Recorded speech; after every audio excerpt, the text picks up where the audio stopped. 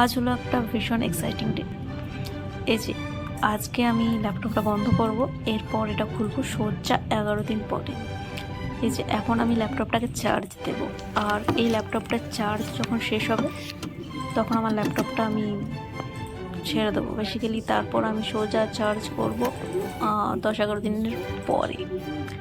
আমি আমার ল্যাপটপের ব্যাটারির ব্যাকআপ জানি, আর তার মধ্যেই আমার ওয়ার্কিং আওয়ারও শেষ হয়ে যাবে।